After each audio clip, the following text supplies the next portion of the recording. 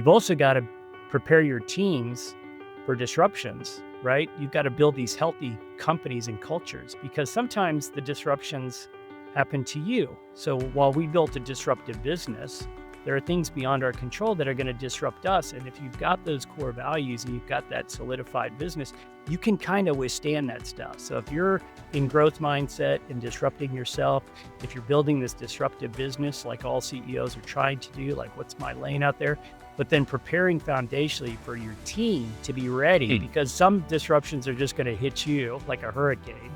And you've got to be the eye of the storm and just kind of navigate through it. Stay calm, do the best you can, control what you can continue to communicate with the team, and you're going to get through it. This is the Organizational Health Advantage podcast with Keith Hadley and James Felton, principal consultants at Table Group. They're in the business of coaching leaders to build strategic focus and cultural alignment that leads to amazing results. Welcome to the Org Health Advantage. Welcome back to the Organizational Health Advantage podcast. I'm your co-host, James Felton. Keith, it is good to see you. And we are joined by Jeff Gibson, also from the Table Group. How are you guys doing? Doing well. Thanks for having me. It's good to have you. And we are also joined by one of your clients. Keith and I also know him, Jason McCann from Vari. Jason, how are you doing? Oh, doing great today. So glad to be with you guys. Yeah, it is awesome. And for those of you on watching this on YouTube, the paintings behind Jeff and Jason are Jason's actual artwork. Yeah. It's amazing. Cool. Yes. Very special. Amazing. But we're here to talk to you about Vari and your role as CEO and things we can learn from you about org health. And so, Jeff, I'd love to hear from you about hey, why did you think Jason would be a great guest for us today? What a great question. I think Jason is just one of those leaders who gets it. He has I'd say he has a natural, both a natural charisma about him, just naturally, but also just a natural leadership posture that he always brings into every situation that he's in. And I think when I first met Jason, which probably was, I want to say maybe like 10 years ago, Jason, something along those lines, you could just see that there was something special there. And, it's panned out and Jason's involved in a lot of different leadership things. He was just talking to a bunch of business students at the University of Houston, and he talks to leaders in Dallas. Jason's based in Dallas. And I knew that he was going to run with org health and make it his own. And he really has. And I think there's so many things that Vari has done that all of us can learn from, myself included. And so just really excited to be able to bring, Jason, your wisdom to Keith, you and James's audience. And so thanks for having us on. Yeah. Jason, let's not assume that people know what Vari is. Would you just take a second and what is Vari? Tell us a little about how it started and what it does now. Yeah, we're almost in our 13th year, so we're officially a teenager, but most people know us as Vera Desk. We were the original creators of that standing sit-stand desk that went on top of your desk so you could stand up and have an active workspace. And it was literally born out of my business partner's back pain. And he was standing at a laptop on a cardboard box, and we turned that into a product idea. Became the fastest growing company here in the Dallas area. Ultimately today have over 5 million users of our products in 120 different countries. And along the way, started to realize that we're no longer just that standing desk product. We started to help clients think about the workspaces of the future and did height adjustable desks and chairs and walls, spaces that could literally move and change. Rebranded the company to Vari, which gave us much better impact and really resonated more with our true fans out there. Gone on this journey, but it's been a blessing. So we create workspaces for clients and we transform them all over the country, and also people that work from home. So we have our website as well as workspace designers and salespeople. Yeah. And at the risk of that being distracted, my back was getting a little sore, so I just pressed the button on my Vari desk and I just raised it all the way up. So thank you for that, because I'm way more comfortable now. Absolutely. Yeah. I'm a big fan. And I think you have one of their chairs too. Yeah. Awesome. So, Jason, I'm curious, what was going on at Vari that made you we gotta figure something out here maybe, or we've got an opportunity ahead of us, and you reached out to Table Group. just curious, like what was going on and why Table Group? Yeah, we were blessed. I'd been unsuccessful as a founder and entrepreneur before. I'd also been successful as an entrepreneur in my life, and this was one of those we caught lightning in a bottle. The Mayo Clinic had said sitting is the new smoking. We did ads in Sky Yeesh. Mall magazine back in the Yeah. day, and suddenly went from a product idea that resonated with a small group of people to something that was like lightning in a bottle, and it took off. In a matter of a few years, we were suddenly driving over $100 million in sales. I had over 120 employees, and I almost felt like the wheels were coming off as a leader. And so I was Oh, reaching wow. out to people that had scaled businesses even further than me. And I said, "Hey, do I personally have the ability to lead us through this incredible growth?" And I always say that growing pains are much more fun than shrinking pains. And I've been on the shrinking pain side, but this was almost unmanaged growth. So I started to reach out to people that knew the chief people officer at Southwest Airlines, and I connected with Jeff Lamb, who ultimately became my president. And he, as we were going through this rapid growth, recommended that we bring on the Table Group and Jeff and the team and really help us assess the business. Because what I recognized at that moment is we hadn't defined our core values, that we weren't aligned on what we were marching towards from a vision and mission standpoint. And so it was just a great opportunity for me to connect with you guys. I read The Advantage, and it was like one of those life-changing books. I was like, okay, now this is my sort of battle plan there for me. And then to connect with Jeff and his team, who came in and really sat down with our leaders and just helped me breathe a little bit. And it also gave me sort of the confidence because it gave me a blueprint to navigate through that next phase of growth for us that allowed us to be a nice catalyst for change. And then ultimately, and recently, to help us manage some disruptions that have happened with COVID and return to office and all those things as we've navigated other chapters of our business. Yeah. Yeah. That's great. Thank you. And so I'd love to hear about the clarity that you identified that Yeah. was true for you folks and a little bit aspirational. And so why don't you go through that with us and then maybe talk about how it's been impactful? Yeah, the first conversation was around our core values, and one of the key things that we had learned, because I was asking questions about like how did Southwest Airlines with 60,000 people, I think at the time, employees, really, how were they so successful? And it was going through a process to really define our core values. So we identified 17 people and interviewed all of them out Oh, of the wow. 120. And I said, these are the 17 people in my mind that I would duplicate over and over and over again. I would hire like, Hmm. these are the 17. And because at 120 people, you kind of don't know everybody's name. So it was one of those periods in our chapter. And 6 core values came to the top. And it was be a team player, raise the bar, be authentic, create lifelong fans, believe it's possible, and embrace change. And what I learned through this process was if you understand what your core values are and you hire people, celebrate people, retain talent that embodies those core values, and they're all marching towards this common goal, that's what your culture and business is built upon. And it allows you as a leader to recognize that your leaders are now following those, hiring and celebrating. Everybody's aligned on those core values because that's your talent pool. And that becomes the culture of our organization. And it gave me confidence as we had leadership trainings. We created Vari University.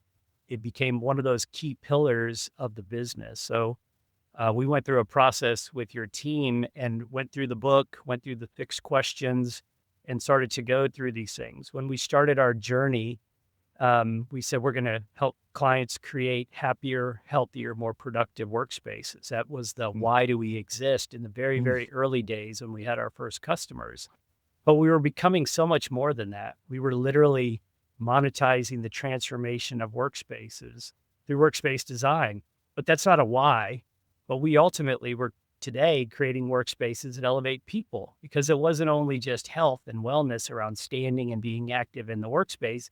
It was helping clients through our products create healthier organizations. And so to start to unpack that with you all, that allowed us to get our team aligned on why do we exist today, align on those core values. And that started to work through really the the 6 questions I think that you all posed in that book that Lencioni wrote and the team wrote. And that was a great process for us to work through. Yeah. Jason, I remember when we first were working on the answers to those questions and we landed on those core values, and there was a lot of back and forth. And I think one of the things that I find fascinating about how you ultimately like locked down the language around your core values is they're very unique to you. You know, they're not, now you could look at things like being a team player and organizations, lots of organizations might use those words, but raising the bar and creating lifelong fans, those are kind of unique concepts. I think that I don't see across a lot of organizations. And those I believe it's words, possible. yeah, and those words seem very, very, very like. And so Yes, they are. talk a little bit about like where those came from and raising the bar, and like what do you expect that you're seeing in your employees, and what are some things that perhaps you don't see, and why you perhaps someone was not a fit in the long run because of one or two of those. Yeah, if we take like create lifelong fans, I was a huge fan of what Tony Shea had done at Zappos. And we said, hey, and this is, 13 or 14 years ago, if you don't love your Veridesk, we will take it back. Like that was unheard of in the furniture world over 10 years ago. And so suddenly we were able to build trust with customers out there. At the time, we called them customers. Our customers, but what we started to do is when we read the reviews, the number one word that people said in reviews was, I love my Veridesk. Love. Love became the most powerful word. The other thing we learned is all these soldiers were coming back from serving overseas and they were getting, I would call it, stuck in office jobs and having back pain. And they started buying Veridesks. And the military, the way they transfer people around, would suddenly get transferred to a new area or get redeployed overseas and, quote, order Veridesks for their entire team. And we realized those are fans. They love the brand. And when you get a small group of people to love something, that can be a very big and very powerful idea. So that became this term. And instead of saying, hey, we're taking care of our customers, everybody in our DNA started saying, oh, these are our fans. And if we take care of our fans for life, they're going to go build their own companies. They're going to build their home offices. They're going to take care of their students in their classrooms. We, as a product company, go along the journey with them to grow it. And so when they did the interviews and they were asking these 17, what's one of your core values? Like, oh, we create lifelong fans. And it was just in our DNA. The other one was embrace change. And we think about moving spaces, and every entrepreneur goes through this, as business. Business doesn't have this perfect 10% CAGR compounded annual growth rate. Like there's no, oh my goodness, it's so smooth out there. It's literally highs and lows. And so our team, like they would joke like, oh, I just got moved to another space. Oh, I just took over another team. And we used to say, let's roll with it. Let's roll with it. That was actually the first term that the 17 people came up with. When I sat down, so after we got the 6 core values in sort of a rough format, I took the time and we sat down in groups of about 10 to 15 and we quote ordered sushi with the CEO. And I had the copywriters in there, marketing in there, and me. And we just talked and said, these are our core values. And we were just massaging the words. And when we rolled it out to a larger audience, instead of a let's roll with it, which was just some slang term that I always said, they said, really, we embrace change. And that became the words that we use. So taking that time in that raw, I would call it almost clay format of those core values, and then sitting down with the larger audience and talking that through got us to where this became our language. Yeah. And so that became how the words of be a team player and raise the bar and be authentic became the actual words, was massaging that through beyond the 17 people and communicating it to the larger group. Well, I love embrace change because when we work with clients, change is one of the things that can really slow momentum. And it just creates a lot of churn within an organization unless you hire people and look for people and hold them accountable to something like this, embracing change. So you're bringing that in early in their journey with the company. It's like, this has to be part of who you are for you to be successful here. And I think so many other companies would benefit from having a core value like that because it's inevitable in companies, especially startups. Yeah. Jason, I wanted to explore something with you. And that when we do this work with CEOs, we often have to remind teams as they're crafting core purpose, core values, that the audience, the primary audience, is the exec team. Like, we need to be clear as to why we exist. We need to be clear what kind of people we're looking for, and what traits. Yeah, eventually it's going to show up in marketing material possibly, or on our website. But how have you been able to really authentically use this as a management tool? Like, even if you never shared it with the outside world, how do you use it internally with your people? Well, I think when we started to craft these, as I was just talking out with the team, I said, in my mind, the way the world works today, whether you, and this would have been 10 plus years ago, Glassdoor, Indeed, all the way that I said, we have to write these and assume that they're going to be out there for the world. Like, let's not hide them inside these four walls with my executive team at the time. Like, let's plan on pushing this out and talking about it openly. So whether it's even in my LinkedIn posts, we're looking for people like this with these values. Like, we are very forward with it versus us treating it like it's just for the management team. So we intentionally said we need words that people will read and understand as a filter and a guide when we're recruiting talent to think about those things. That was just a key differentiator that I just said right off the bat. Like, I don't want anything that's like that's just painted on the walls inside the doors. The other thing is we've called each other out. So I think in y'all's pyramid, you've got like vulnerability-based trust on the foundation there, but something like believe it's possible. And you talk about a challenge like COVID, when we were like, the world's coming to an end, and is anybody ever going to need office furniture in a building ever again? Or we owned 1 million square feet of office in this market. And it's like, in that room, when it's really, really dark and you have to test those core values. And we got tested to the point where some people didn't believe it's possible, and we lost some people over it. And those are also very, very tough things as leaders to recognize, that you've got to continue to believe in these values. And if there's a moment in there in that room with that team that one of those people doesn't hold it, or can't be authentic anymore, or can't really be a team player, like, whatever changed in his or her psyche at that moment, you recognize, okay, like, as me as the ultimate enforcer and the chief reminding officer, it's like, this is who we are. And if we don't believe it's possible, if you don't believe, like, then you can't be in the boat anymore, and I got to toss you out. And it's, so there were some challenges as we've been able to navigate an interesting business model and a lot of different change out there, but that's kind of something we've leaned on. Yeah. You make it sound so obvious, but what would you say to a CEO who's listening to this that just is a little bit cynical and is just like, I don't think we really need a core purpose. I think people get it. I don't think we really need core values. The 10 that we have on our wall over there, I think people get it. Like, we don't need to really talk about these much. What would you say?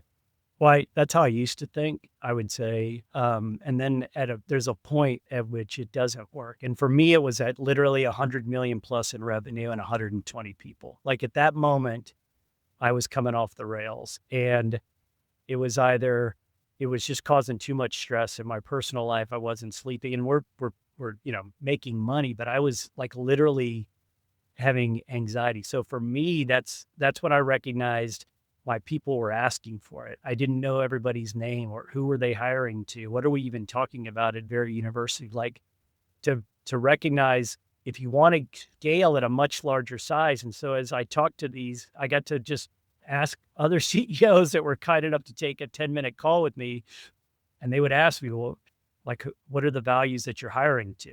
I'm like, what? I'm just looking for smart people that work hard, and it just, what are you doing? Happier, healthier, more productive. And like, well, that's a cute tagline, but is that like the thing? And I was like, okay. And it just sort of forced me to take a step back and almost retrench and get the foundation right. Cause then it allowed the leaders beyond me cause my personality could only carry us to that level. It allowed my leaders to know what the hell we were doing, so that we could march through, and they could recruit and retain and train and think about, this is what I'm looking for. This is the talent I'm looking for. This is why we're doing this. This is when they're having a conversation when I'm not in the room. So that was sort of the moment for me. But every CEO is different. Yeah. Maybe their capacity for pain is much higher than mine was. Jason, one of the things I think that would be interesting for others to hear are some of the ways that you kind of make this real in the company. And like, if I think about your purpose in particular, about creating workspaces that elevate people as your purpose, your why, and finding people who really believe in that. You have a policy around giving your employees an opportunity to give away your products to like nonprofits that they support. I know you support your local school districts pretty significantly with your products as well. Talk a little bit about the freedom that you've given folks to like elevate people through their networks that's consistent, a way of reinforcing your purpose, if you will. Yeah, the beauty of, the thing was, I think less than 2% of our product gets returned, right? But if you sell 10,000 of something, you still have a lot of product to give, to do something with. And I walked in the warehouse one day and I was like, man, what are all these Veridesks doing here? And there were a few hundred of them, like, oh, these were returns. And, it's sort of that debate. And I was like, oh, we can have like a sale in the warehouse. And there was the school district needed, I could just tell they don't have any budget for this. And so we said, wow, what if we gave them away, which sounded crazy at the time. And so we gave them away and it felt great. And the employees were driving around town and we're delivering Varidesk. The teachers like, oh, this is great. Social media loved it. It was like, oh, and it felt good. It was like, oh, it's a win-win-win, and got some stuff out of the warehouse. Well, our product now, we have 400 products. And so we got a few more items. And then I realized, I'm like, well, that again worked at a scale with my personality, a couple of contacts. I'm like, well, all these people are connected to nonprofits and volunteer at different church organizations or schools. So what else, who are they connected with? And so the teams came in and basically pitched ideas kind of in this almost, Shark Tank style, and said, oh, I've got a nonprofit here and I got a nonprofit. That connected us to the whole community and allowed us to we've given away over $8 million worth of furniture to nonprofit organizations over the last 10 years. And it's been this cycle. And so it doesn't end up in a landfill. It's allowed us to give back to our communities. And then people talked about volunteer time off. And so everybody's got a day to go give to the community. And so it's just all these things, but it's just part of, whether it's being a team player in your community or creating lifelong fans in the community, it leans into some of those things, but it also was it was good for business. So it allowed us to have a clean exit for some products that I didn't want to just, toss or lose. And it's been a win-win. And so I think in bringing your people along the journey and empowering them to give you ideas versus you as a CEO. And again, that was just part of me growing up and figuring out it can't all be me. And so to allow them to share the ideas and to share the stories, and that connected us with people I'd never even met in the community. It was great. It's been great. Yeah. I know you, if we shift from like defining the values and defining a purpose to how do you make it stick? And, you've been doing this for several years now with these things and with the definitions as you have them.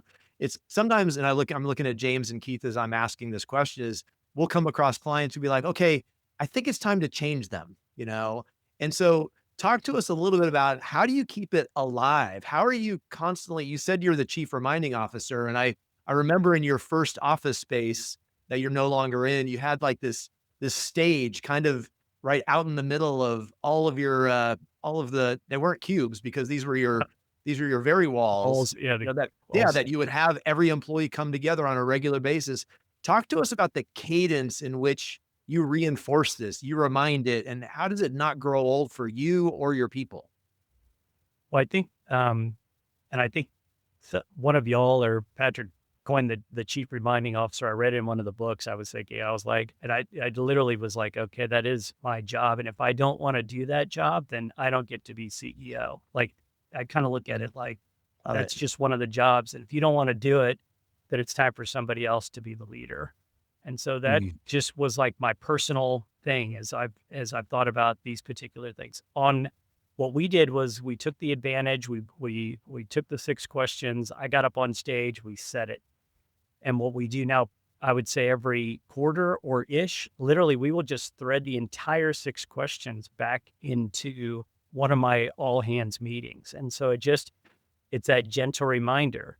You'll also note, even on my LinkedIn posts or when we're talking about, and it's posted on our tours as we're touring clients through, as we're talking to clients, because we've probably transformed over 5,000 or 6,000 offices for clients across the country in the last few years. Like, when these CEOs walk through our building, these are things we talk about. And so, and that's how we've reinforced it. Our team knows, like, when they're interviewing, they're looking for those certain questions. Is this person really going to be able to embrace change? They're just, and so they're threading that in. When we do our annual reviews, that's one of the things. Or what are the values that you embrace the most? Like, what are you the most proud of that you're working? What are values that you're working on? Like, you're challenging yourself as growth. So it's even in our annual reviews, people are brought up. So it's constantly threaded back in there. And so I think we do that as we think about, like, I think y'all call it something different, but we say, how do we succeed? So, like, the three things that we look for when we're making business decisions, we want to find a better way. We want to simplify everything. And does it elevate people? And that lens, when we make business decisions, we talk about with our team, we're working on a whole bunch of, like, AI stuff. Yeah, that's simplifying everything. Does it elevate people? Is it finding a better way? And we're finding ways to leverage technology as well as some of the new products that we're bringing to market. Does it fit within that lens as we think about these things and the services that we provide? Is it how we are perceived in the community? So it's constantly talked about with our business, but quarterly, at least, with literally the 6 questions. I've got the deck built, and but we're not tweaking the values. Like, that's who we are at the core. Yeah. Yeah. That's awesome. That's awesome. Talk a little bit about, what that you've mentioned, that kind of that roller coaster that we're on. There's dark seasons and there's light seasons. And how did you leverage your clarity, your answers to those 6 questions during some of the darker seasons that you've been in, thinking around COVID or otherwise? Yeah, I think, as the chief reminding officer, I got into the middle of we'll go through the dark period first, and you're like, oh my goodness. And everybody went home, and, and I said I was up every morning at 2 a.m. and I'm all stressed out. And my wife was like, well, if you're stressed out, I can only imagine how your people feel. And it's just like, what? Because I'm such an introvert, like, it's all in my head, just every model, everything, and every best case and worst case scenario as an entrepreneur is bouncing through my head. So as I was going through that, I realized, well, I've got to communicate every day to the team. Like, literally, I was writing an email every day.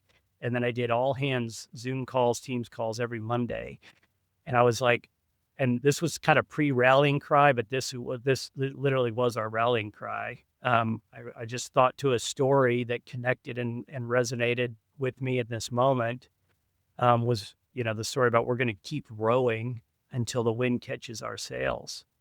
And I shared this story that my dear friend in Hong Kong in the height of SARS said, he told me that story. He's like, I just got to keep rowing till the wind catches my sails. And I told that to my team on the Zoom call, and that literally became our rallying cry. Like, oars are in, hashtag keep rowing, signed, everybody's signing oars. And it was like, man, it's been a tough day. Oh, we're just going to keep rowing. The wind's going to catch our sails. And threading in that story allowed us to almost say, yeah, it embrace the suck. Like, it hurts right now, but we're going to get through it and not only survive, but ultimately thrive. And it became this sort of freedom for the team.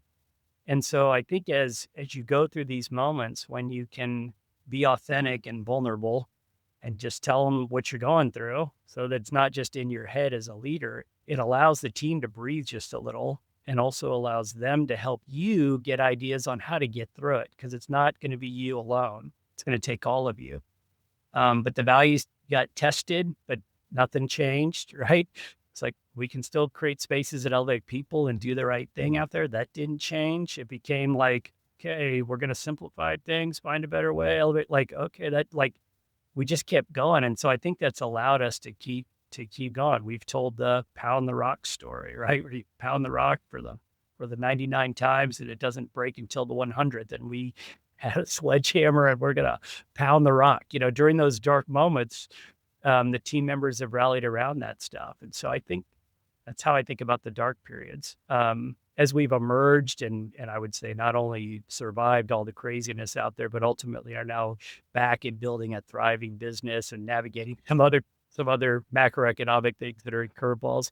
I kind of think about it as disruptions. And so in life, you I tell students this all the time, you've got to constantly be in learning mode, because you've got to disrupt yourself every 4 or 5 years, like you're learning knowledge. You've also got to prepare your teams for disruptions, right? You've got to build these healthy companies and cultures, because sometimes the disruptions happen to you. So while we built a disruptive business, there are things beyond our control that are going to disrupt us. And if you've got those core values and you've got that solidified business, you can kind of withstand that stuff. So if you're in growth mindset and disrupting yourself, if you're building this disruptive business, like all CEOs are trying to do, like what's my lane out there, but then preparing foundationally for your team to be ready, because some disruptions are just going to hit you like a hurricane. And you've got to be the eye of the storm and just kind of navigate through it. Stay calm, do the best you can, control what you can continue to communicate with the team, and you're going to get through it. And that's kind of the stuff I lean on when it gets really challenging out there. That's cool. I have one question. You guys tell me if we're going too deep here, but I'm thinking about, like, Jason, since you first articulated the answers to these questions, much of your executive team has turned over for a variety of different reasons. They've moved on to a different position, a different company, et cetera. How have you gotten your current team to feel like owners of something that they weren't necessarily involved in creating, but now you have the expectation that they're as passionate about sharing it with the rest of the employees as you are? Have you done anything unique that others could learn from? Well, I think the first thing is we talk about it and we test it, and I think we challenge, and it's probably through.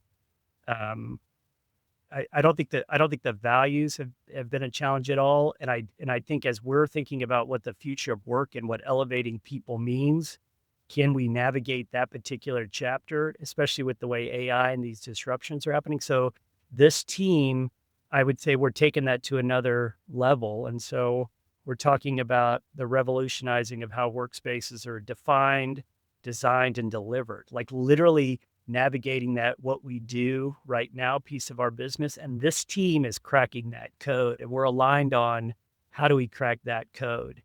But the foundational pieces of, the workspaces of the future and all those and our values haven't changed, but what we do right now is evolving, because that's probably the biggest thing this particular leadership team has control over. And as we navigate the future is how I would think about it. Sure.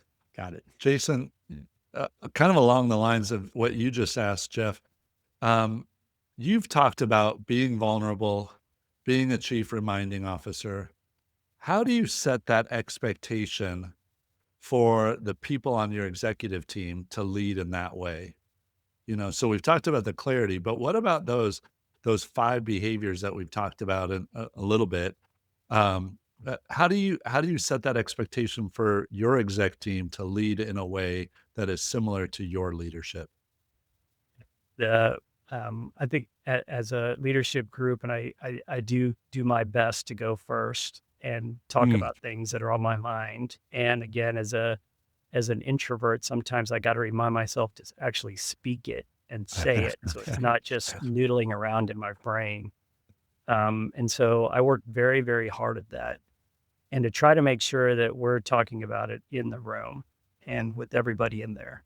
And it's not perfect. And, the iron sharpens iron, and sometimes it just hurts when my iron gets sharpened. So I recognize that, but I think we continue to evolve through it. And I think it's very hard when you lose your team. And so those relationships, you spend a lot of time building them. And when team members decide for whatever reason, it's time for them to go, or you've kind of decided as a leadership team, or I've decided, I'm like, ooh, we've outgrown this skill set here, and we probably need to move on. It's hard, right? And we've been doing it now 13 or 14 years. So I think as a leader, when you go through all that, it's a battle test to define if you can be a CEO in an organization and continue to power ahead and continue to build things. Because if I can't embrace change anymore, or I don't believe it's possible, then it's probably time for me to step out. I can't lead this company anymore. So I think I've just challenged myself and the team to make sure that we are aligned on those things. And when we're struggling, whether it's because we're, as I've aged now too, you're dealt with other personal things that hit you with aging parents and whatnot, and life's challenges out there that I've probably been way more personal with my team than I would have been earlier in my career. But it's allowed us as a team to just say, hey, this is life. We're in these chapters, and to recognize that for their teams as they're going through, the teams throughout the organization, I think has allowed us to do a lot of great things and continue to be very successful in the space that we're playing in. Cool. Well, you said All something right. earlier. This is not a question. This is just an affirmation. You said something earlier that I think it's going to become one of my new favorite lines. You said clarity as freedom. Is that when people are free, when you're clear, you actually create a ton of freedom for people to operate. Yeah, they kind of know what the guardrails are. They know what the expectations are. I just really applaud what you've done there, because I think that's something that is missed by a lot of leaders. Yeah, and it's not easy. And so, and I think that's, and I, my grandmother used to always tell me that, God only gives you as much as you can handle. And sometimes he must think you're way stronger than you think you are. And so, but in those moments, I think the clarity is a key piece of that. So you're right. It is freeing to get it out of your head, and to put it out there. This is where we're going and why. And just to make sure, because then everybody's kind of rowing in the same direction. You've got nobody's dragging an oar in the boat. And if they are dragging an oar, hopefully the culture and the team have tossed them out. And it just allows it to move smoother. And ultimately the wind catches the sails, and you get to have some highs, which are always fun. And then get humbled by some lows, which are just challenges to learn and be tested and grow. And you just navigate through it. And then hopefully you get to that smooth 10%, 50% CAGR someday. Smooth sailing. But that's not really, there was that story way back when, and they were like, and I'm from Nebraska originally. The plains are absolutely beautiful and it's great. You're driving through, but there's something about the Grand Canyon. When you go through it, you see the carvings and the etchings and the cracks and crevices, and that's kind of when you're built, as in the hard times. And so that's that's how I always lead on that stuff. Yeah. Nice. Well, that's probably a good place for us to end it. Jason, this was awesome. Thank you so much. Really appreciate you and everything you're doing. And we've been big fans of yours and love all the stuff you're producing. So keep it up. No, Jeff, your books are amazing, guys. Y'all are in the work y'all do for companies and people, and that you give back to nonprofits is a blessing. So thank you guys for what y'all do. Thanks. That's super kind of you. We can't take credit for the books, but the work with clients we could take credit for. Yeah. Yep. And Jeff, Keith, thanks for joining. This is awesome. Thanks, and to all of you folks out there listening, please share and subscribe. And we look forward to our next podcast on the Org Health Advantage podcast. Thanks for listening to the Org Health Advantage. Your hosts, Keith and James, are helping leaders change the world of work and invite you to share this podcast with your friends and colleagues. For more resources on building stronger teams and organizational health, check out tablegroup.com.